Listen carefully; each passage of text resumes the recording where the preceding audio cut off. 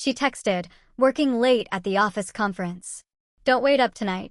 I replied, hope you and Jake from accounting enjoy the presentation. Not even 20 minutes later, my wife rushed home, her hands trembling as she fumbled with the keys. The text message buzzed, and my entire world imploded right there at 4:47 p.m. on a Wednesday. It was from my wife, casually announcing, don't wait up tonight. Conference. 8 years of marriage, and she'd never once mentioned this supposed conference. Not a peep, not a complaint, and believe me, she always complained about mandatory meetings. This was a lie, and deep down I knew it. A conference? Tonight? We had dinner plans, our usual Wednesday ritual of Chinese takeout and catching up. She knew I lived for those nights, but apparently, this mysterious corporate event was more important than keeping me in the loop, or even acknowledging my existence. I slumped back in my office chair, rereading the message. The tone felt off. Usually, her texts were a flurry of details. Who said what, how boring everything was.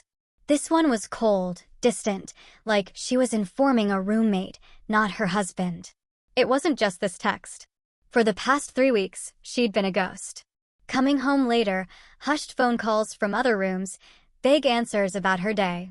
And then there was Jake. Jake from accounting. Suddenly, his name was everywhere. Jake thought the new system was inefficient. Jake suggested a better way. Jake had such funny stories. It was always Jake, Jake, Jake. My gut twisted with a sickening suspicion. I had to test it. My fingers flew across the screen. Hope you and Jake from accounting enjoy the presentation. Send. The response was instant. Not the slow tap-tap of someone typing, but the lightning-fast reaction of someone already glued to their phone, waiting for my reply. 3 dots appeared, vanished, then appeared again. She was panicking. Then my phone rang. She never called during work hours. Hey, honey, her voice was an octave higher than usual. Just got your text. Why would you mention Jake? Isn't he at the conference too? I asked, trying to keep my voice even. You talk about him enough. Figured he'd be there. Silence. Then a nervous, high-pitched laugh. Oh, well, yes. I mean, maybe. It's a big conference. Lots of people from different departments. I wouldn't know who all is attending. Interesting. Yesterday, she told me Jake was on a special project with her department. Today, she didn't even know if he was at their conference? What's the conference about again? I pressed. More silence. It's about new compliance procedures. Very boring stuff. You know how these corporate things are. I knew exactly how corporate things were. I also knew her company's fiscal calendar. They never scheduled major conferences in the middle of a quarter. Too busy with actual work. Sounds exciting, I deadpanned. What, until 11? Then there's networking afterward? Networking until midnight on a Wednesday? Your boss is really pushing the team these days. Well, you know how it is in our industry, she mumbled. Actually, I didn't know, because I worked in the same industry, at a competing firm, and we'd never held a compliance conference that went past 7 p.m., let alone past midnight. I'll let you get back to your conference, I said, my voice dangerously calm. Drive safe. I hung up. It was 5:03 p.m.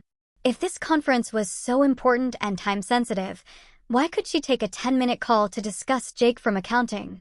My gut screamed betrayal, but my brain demanded proof. I logged into our shared cell phone account. Her location services were still on. According to GPS, her phone was at a restaurant across town. Not her office. Not a conference center.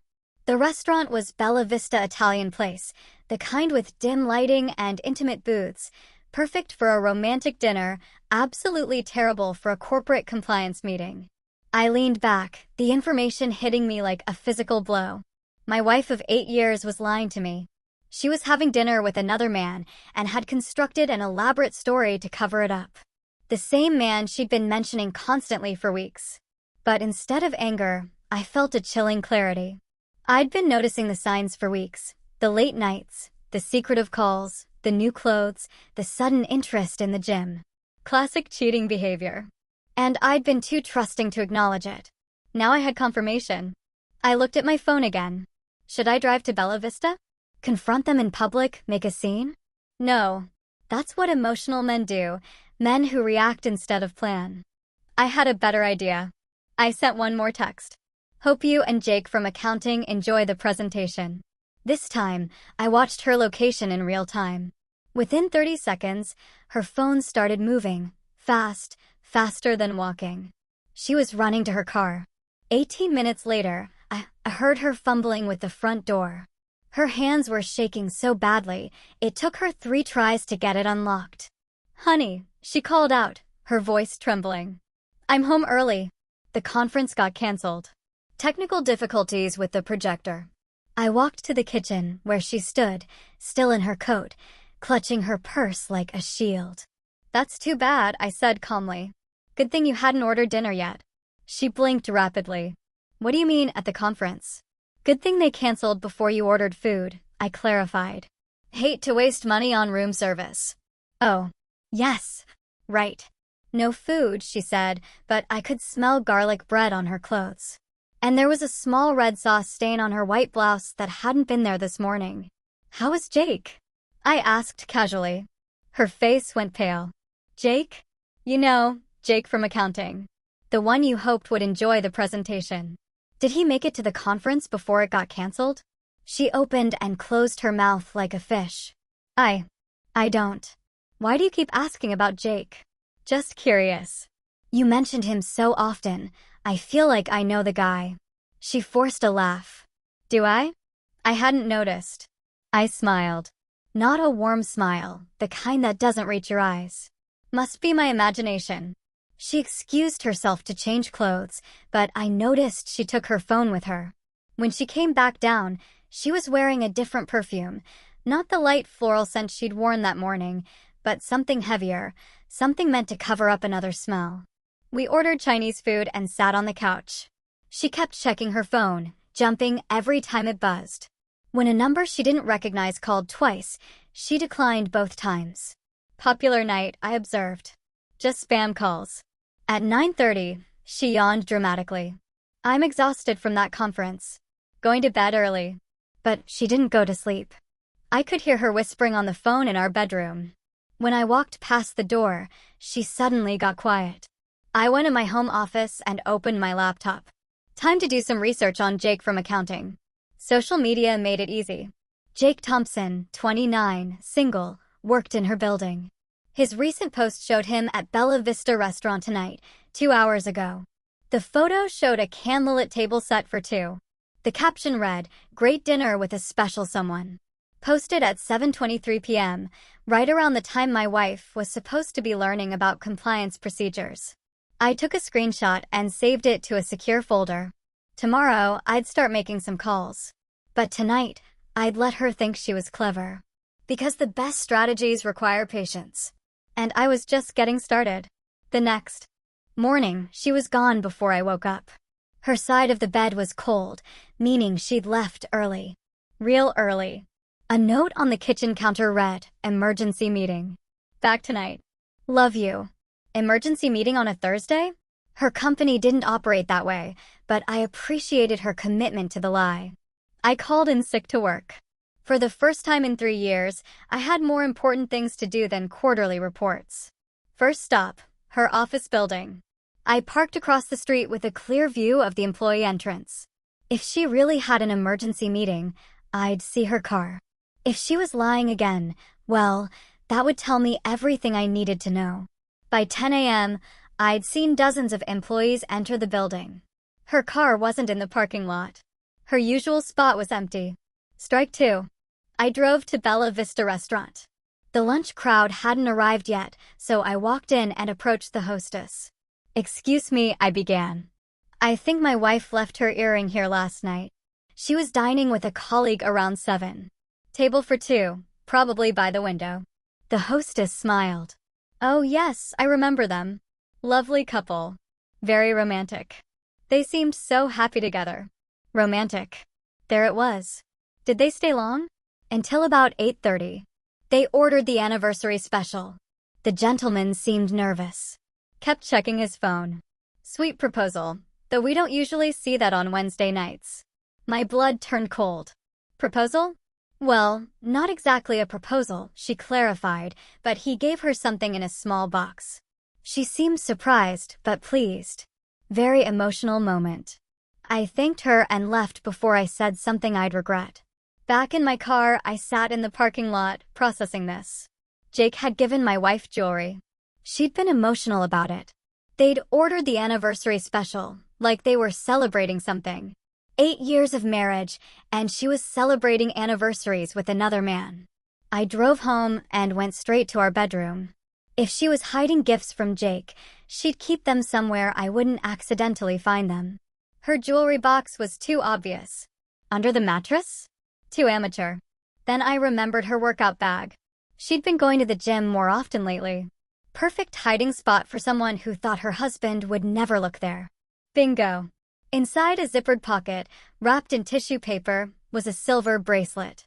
Expensive. Engraved with, "Always yours, Jay." My wife doesn't have friends whose names start with J. Just Jake. I took photos of the bracelet from every angle, documenting the engraving. Then I wrapped it back up exactly as I'd found it. Next, I checked her laptop.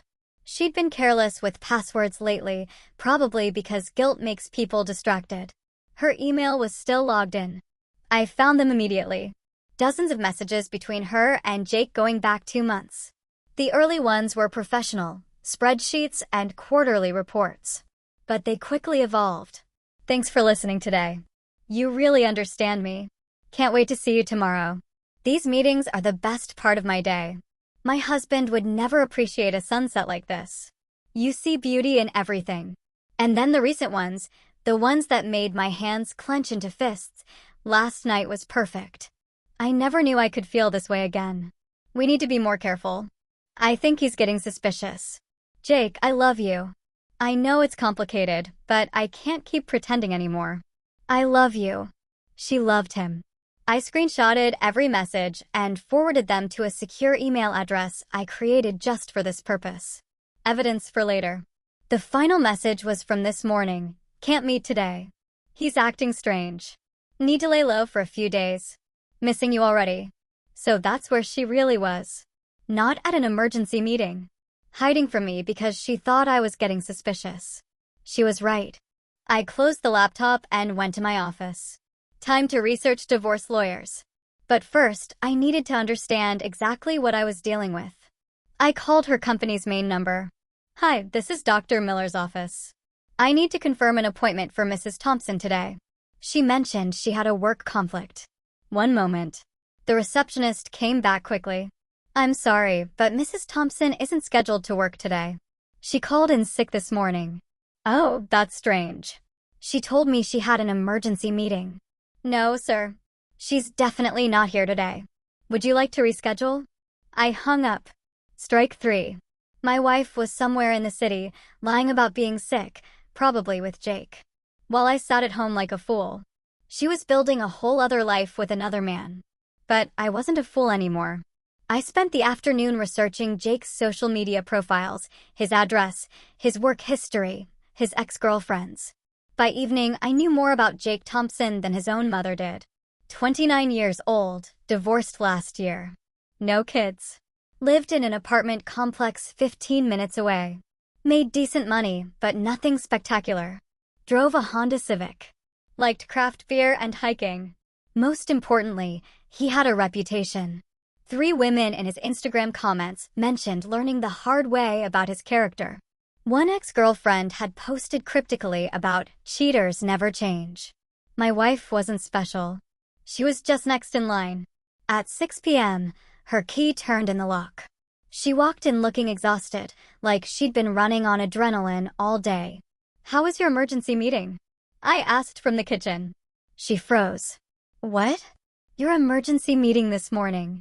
How did it go? Oh, fine. Just some budget issues. Very boring. Must have been serious to call you in on your sick day. Her eyes widened. My sick day? Your office said you called in sick when I called to see if you'd be free for lunch. I watched her mind race, trying to figure out how to explain this contradiction. I was sick, but then they called and said they really needed me for this budget thing, so I dragged myself in. That's dedication. Most people would have stayed home sick. Well, you know how responsible I am. Responsible, right? Did Jake make it to the budget meeting? You know, your colleague from accounting. Same reaction as yesterday, panic, followed by overcompensation. I don't know why you keep asking about Jake. He's just a coworker. Just seems like you mentioned him a lot lately. Thought maybe you two were friends. We're professional colleagues, that's all. I nodded and smiled. Of course. Just professional. She excused herself to shower. While the water ran, I checked her phone. She'd changed her passcode since yesterday, a new 4-digit combination. But I noticed something interesting. The phone case was different. Yesterday it was black leather. Today it was blue silicone. Someone had bought her a new phone case. Someone whose favorite color was blue, based on his social media posts. When she came downstairs, I was reading on the couch. "What's that?" she asked, noting the book in my hands. "Article about workplace relationships," I said, without looking up. "Says most affairs start with emotional connections between colleagues." She nearly dropped her coffee mug. That's interesting. It says here that 65% of workplace affairs begin with innocent conversations about personal problems. The other person becomes a confidant, someone who understands them better than their spouse. Her face was getting paler by the minute. "Why are you reading about affairs?" she asked, her voice tight. I looked up at her with innocent eyes. "Research for work. We're updating our HR policies about workplace conduct. Want to make sure we cover all the scenarios." Oh, according to this, the most common sign is when someone starts working late more often, or takes mysterious phone calls, or mentions a coworker's name more frequently than usual. She sat down across from me, fidgeting with her new phone case. Those seem like pretty vague signs. Could be innocent. True, I conceded. But the article says when multiple signs appear together, it's usually not innocent anymore. I turned the page dramatically. It also says the guilty party often starts arguments with their spouse to justify their behavior. Creates emotional distance to make the affair feel less wrong. She was quiet for a long moment. Have I been starting arguments? I pretended to think. Now that you mention it, you have been more critical lately. Little things. My coffee habits, how I load the dishwasher, my choice of restaurants. I didn't realize. It's okay. According to this, it's subconscious behavior. The person doing it doesn't always recognize it. I could see her mind working, probably wondering how much I actually knew versus how much I was guessing. The truth was, I knew everything, but letting her think I was just reading random articles was much more effective than confronting her directly. She went to bed early again. More whispered phone calls, more lies about being tired. But I wasn't tired at all. I had research to finish and plans to make. Because tomorrow, I was going to start gathering the kind of evidence that couldn't be explained away. Friday morning, I woke up with a plan. She was in the shower when I called her office. "Good morning, this is Thompson Industries. How can I help you?" "Hi, I'd like to send flowers to one of your employees. My wife works there, and I want to surprise her for our anniversary." "How sweet. What's her name?" "Mrs. Thompson. She works closely with Jake in accounting. I thought it would be nice to have them delivered during their team meeting today." "Oh, I'm sorry, sir, but Jake called in sick today. And Mrs. Thompson isn't scheduled to work Fridays anymore. She switched to a 4-day schedule last month." 4-day schedule? Since when? Are you sure? She left for work an hour ago. Let me double check. Typing sounds. Yes, sir. She's definitely off on Fridays. Has been since early March. March. Right when the Jake messages started getting personal. Thank you for your help. I hung up and checked my watch.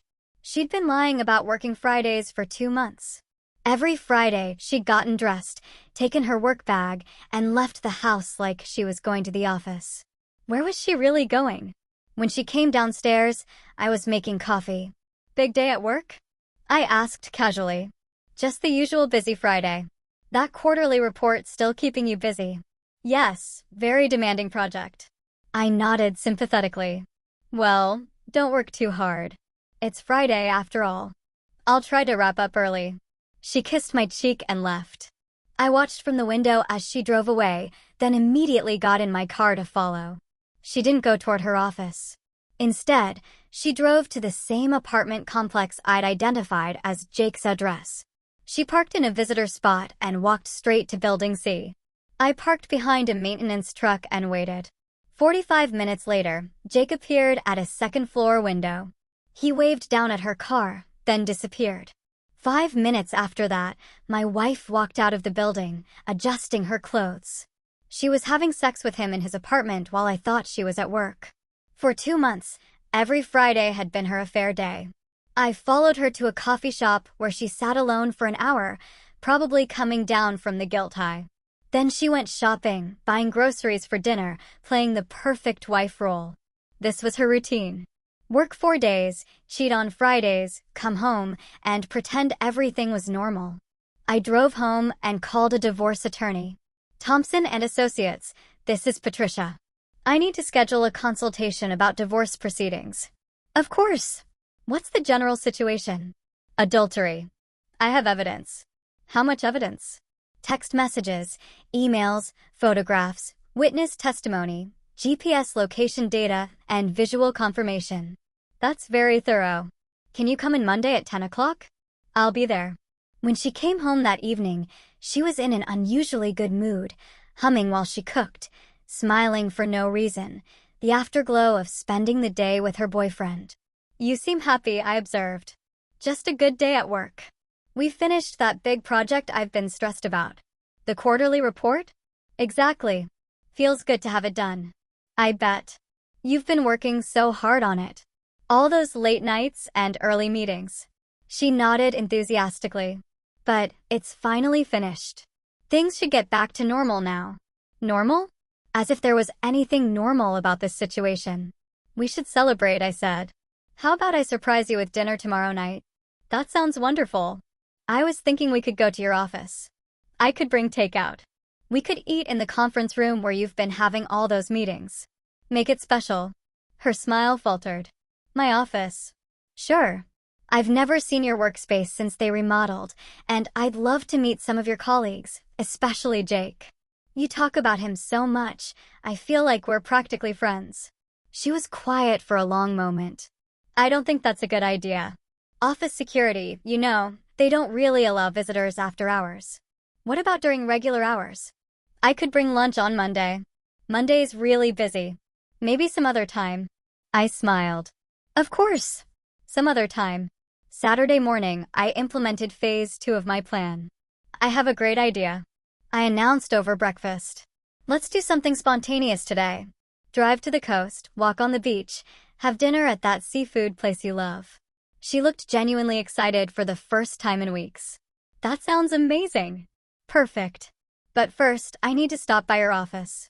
I left some papers in the car yesterday, and I want to grab them before we hit the road.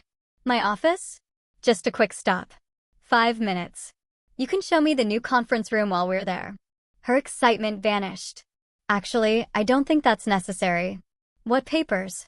Insurance documents for the car, in case we break down on the road trip. We can get them later. It'll just take a minute. Come on. I'm curious to see where you spend so much time. She was trapped. Refusing would be too obvious, but agreeing meant exposing her lie about working Fridays. I don't have my access card with me. No problem. The security guard can let us in. You work there. On weekends, they're really strict about visitors. I'm not a visitor. I'm your husband. The word husband made her flinch.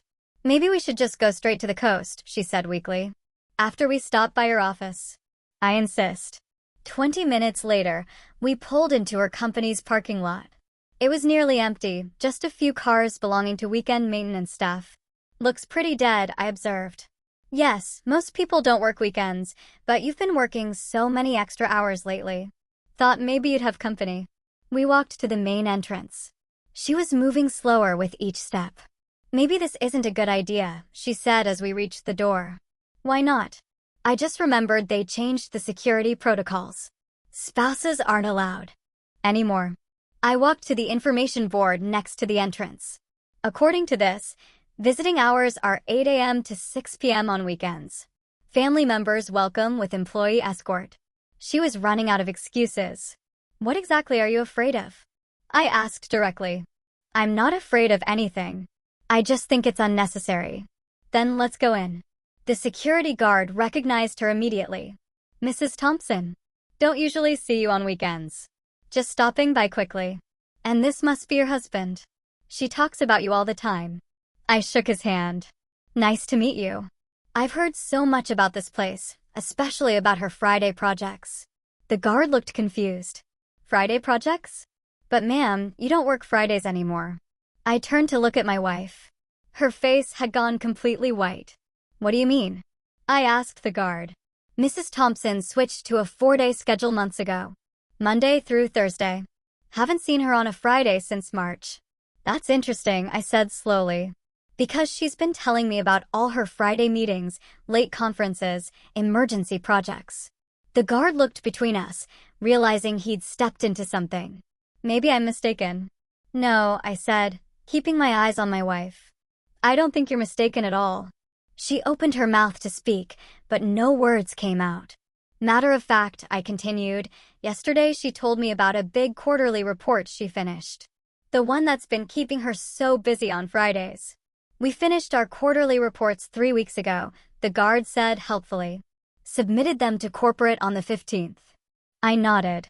So, there haven't been any Friday projects? No late conferences, no emergency meetings.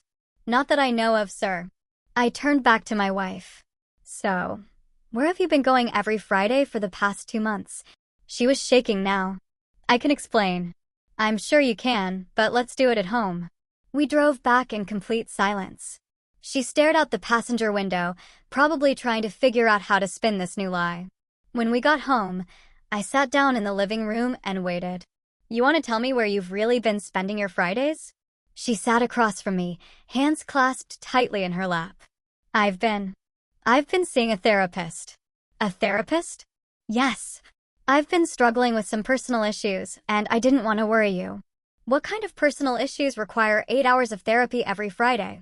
It's not just therapy. It's a whole wellness program.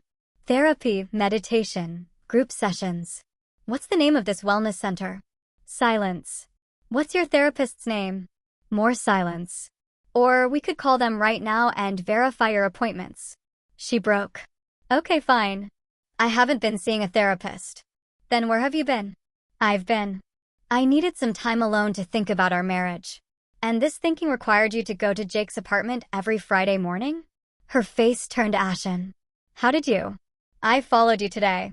Watched you go into his building. Watched you come out an hour later looking like you just had sex. She started crying.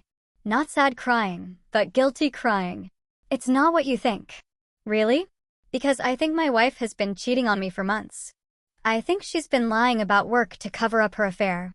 I think she's been having sex with another man every Friday while I believed she was earning money for our household. Please, let me explain. Explain what? The lie about the therapist? Which lie would you like to explain first? She was sobbing now. I never meant for this to happen. But it did happen. And you've been lying to me about it for months. I love you. No, I said firmly. You don't. People who love each other don't do this. It was a mistake. A mistake that happened every Friday for 2 months? That's not a mistake. That's a choice. She looked up at me with desperate eyes. What are you going to do? I stood up. I'm going alone. Please don't leave me. You already left me. I'm just making it official. I grabbed my keys and headed for the door. When you're ready to tell me the truth about everything, we can talk, but I'm done with the lies. As I drove away, I could see her in the rearview mirror, standing in our driveway, crying. But I felt something I hadn't felt in months, relief. The games were over. Now we could deal with reality. I spent 6 hours driving up the coast, windows down, thinking clearly for the first time in months. When I got home at midnight, she was waiting in the living room, with red eyes and a box of tissues. We need to talk, she said as soon as I walked in. Now you want to talk? I've been thinking about everything. You deserve the truth. I sat down across from her, arms crossed. Go ahead. She took a shaky breath. It started in February. Jake and I were working late on a project. He listened to me complain about how distant we'd become, how we never talked anymore. So you talked to him instead. It wasn't supposed to mean anything, just venting to a friend. When did the friend become something else? Gradually. He started texting me outside of work, asking how my day was. Remembering things I told him. Things he should have been remembering. It felt good to have someone care about the details of my life again. I leaned forward. When did you start lying to me? The first time he asked me to lunch. When did lunch become sex? She flinched. 3 weeks later. I went to his apartment after work one day. It just happened. Nothing just happens. You made a choice. I know. I made the wrong choice. How many times? What? How many times did you sleep with him? She was quiet for a long moment. Every Friday for the past 2 months. 8 times. In his apartment? Yes. Did you ever bring him to our house? No. Never. Did you tell him you loved him? Her silence was answer enough. I saw the emails, I said. You told him you loved him. You told him I would never understand you the way he does. I was confused. Were you confused when he gave you jewelry? Her hand instinctively went to her wrist where the bracelet was hidden under her sleeve. How do you know about that? I know about everything. The restaurant, the anniversary dinner, the love letters, the Friday routine. I've known for days. Then why didn't you say anything? Because I wanted to see how far you'd go with the lies. Turns out, pretty far. She started crying again. I'm so sorry. I know I've hurt you. You didn't hurt me. You destroyed 8 years of marriage. There's a difference. Can we fix this?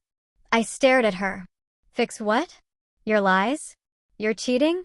The fact that you've been living a double life for months. I'll end it with Jake. I'll quit my job. We can go to counseling. You think this is about Jake, don't you? Jake is just a symptom. The problem is you. Your character. Your choices. People make mistakes. Sleeping with another man 8 times isn't a mistake.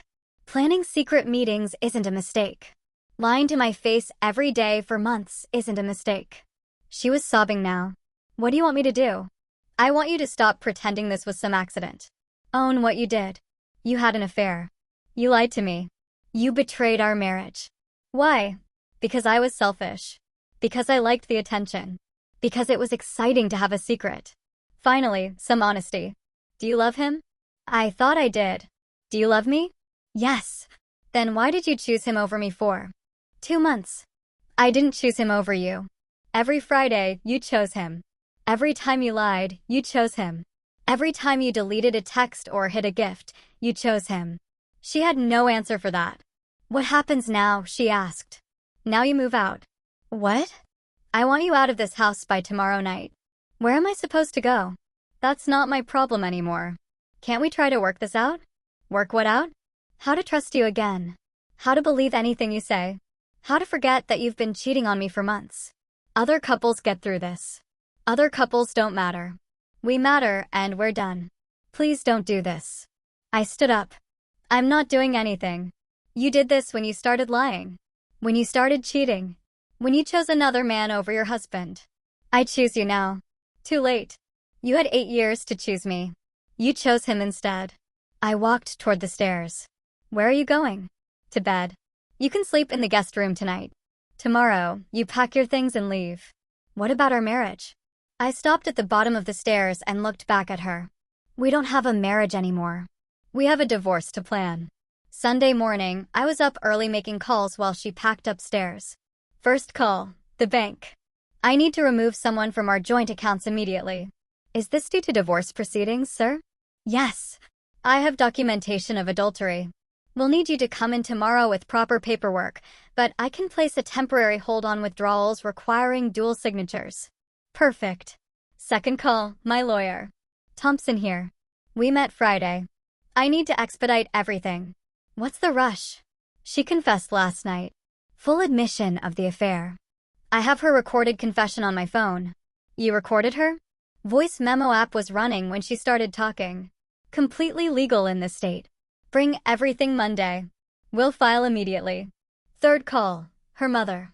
Hi, Mrs. Davis. I need to tell you something about your daughter.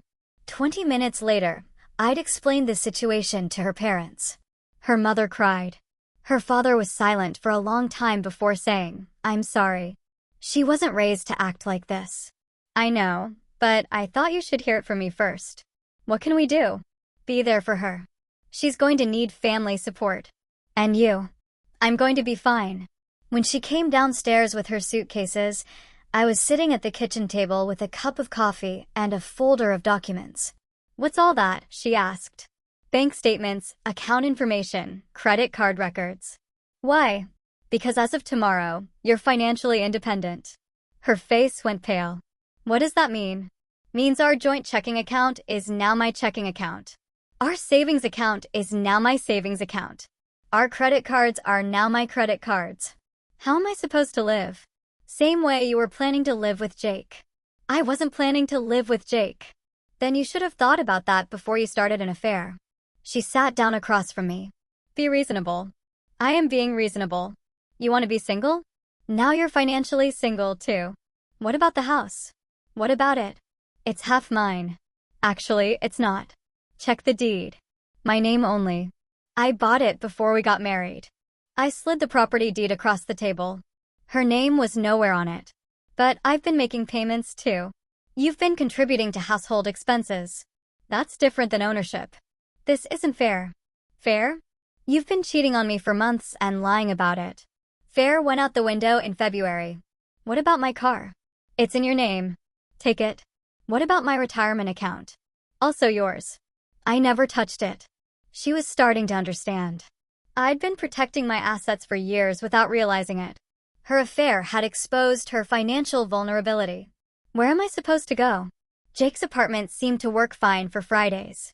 I can't live with Jake. Why not? You love him. It's complicated. It was complicated when you were married. Now it's simple. You're single.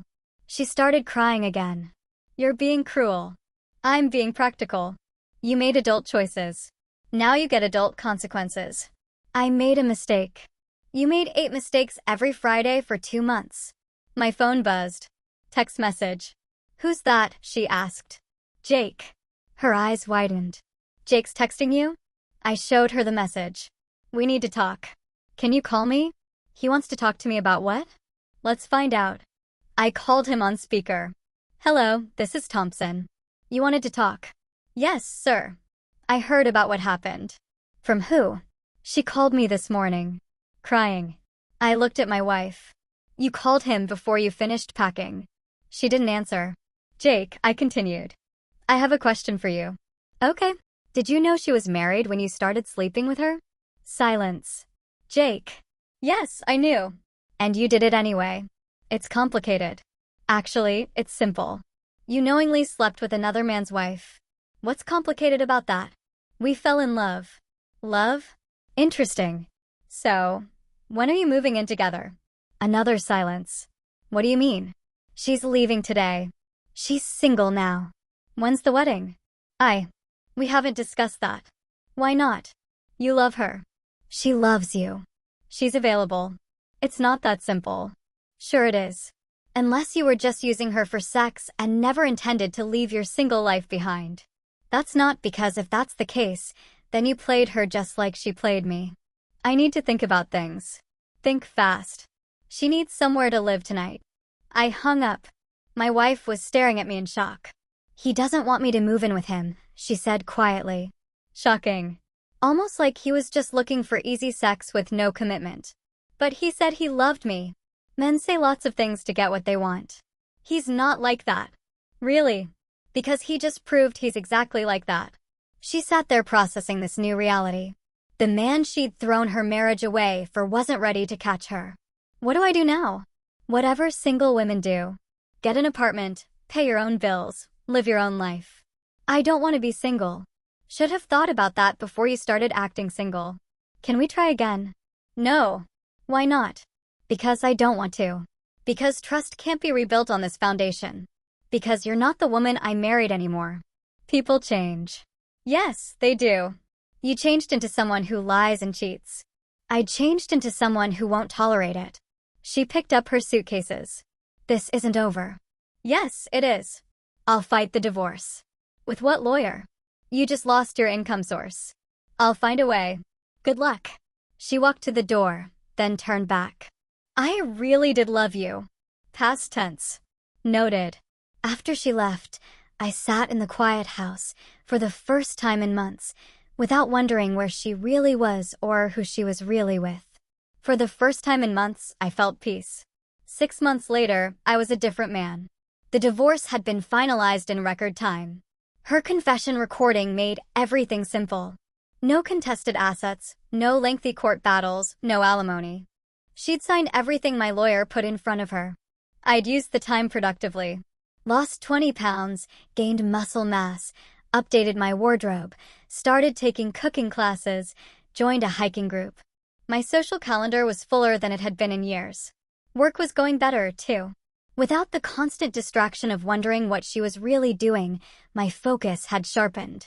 I'd landed 2 major clients and gotten a promotion with a substantial raise. The house felt like mine again. I'd repainted the bedroom, bought new furniture, turned her old office into a home gym. Every trace of our marriage had been systematically removed and replaced with things I actually wanted. My phone buzzed with a text from an unknown number. "Can we talk, please? It's important." I knew who it was. She'd been trying to contact me for weeks through different numbers, email addresses, even social media accounts I'd blocked. I'd ignored them all, but curiosity got the better of me. "What do you want?" "To apologize. To explain." 5 minutes. Nothing to explain. "We're divorced. Jake left me. Not my problem. I have nowhere to go. Still not my problem. Please." I made a mistake. I stared at the text for a moment, then typed back. "You made a choice. Live with it." I blocked the number and went back to cooking dinner. Later that evening, my doorbell rang. Through the window, I could see her car in my driveway. I didn't answer. She rang again, then knocked, then started talking through the door. "I know you're in there. Your car is here." I turned up the TV volume. "I just want to talk." 5 minutes. I kept watching my show. I was wrong about everything. Jake was using me. I see that now. Still nothing from me.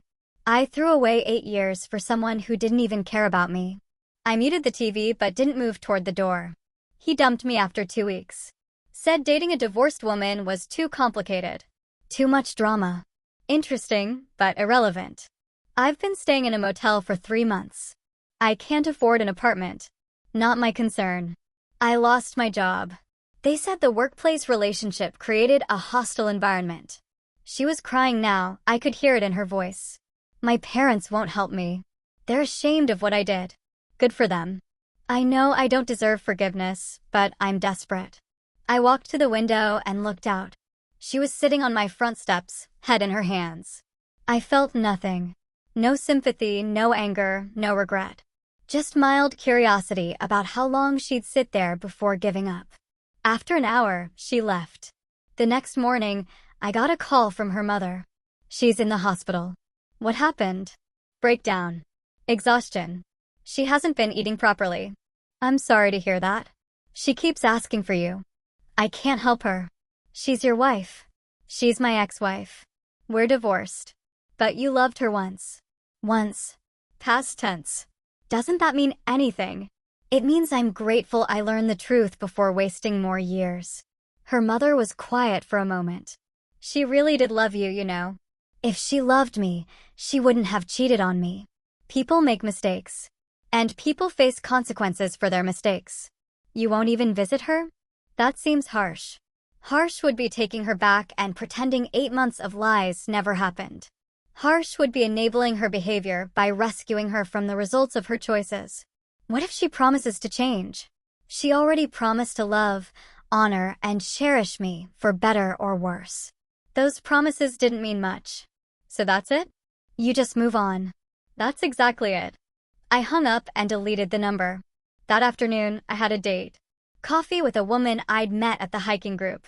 Smart, funny, financially independent. No drama, no games, no lies. As I got ready, I thought about the man I'd been 6 months ago. Naive, trusting, willing to ignore red flags because I wanted to believe the best in people. That man was gone. The new me demanded honesty, respected boundaries, and refused to tolerate disrespect. The new me didn't give third chances to people who'd already proven they couldn't handle first chances. My ex-wife had taught me valuable lessons about character, integrity, and the importance of choosing partners who shared those values. I was grateful for the lesson, though it had been expensive. But I wasn't bitter. Bitterness would mean she still had power over my emotions. Instead, I felt liberated, free to build a life with someone who understood that love isn't just a feeling. It's a commitment backed up by consistent actions. As I drove to meet my date, I realized I hadn't thought about my ex-wife in weeks. She'd become what she should have been all along, irrelevant to my future. The man who begged for explanations and promised to work things out was gone. In his place was someone who knew his worth and refused to settle for less than he deserved. Someone who understood that the best revenge against people who betray you isn't anger or retaliation. It's living well without them. And I was living very well indeed.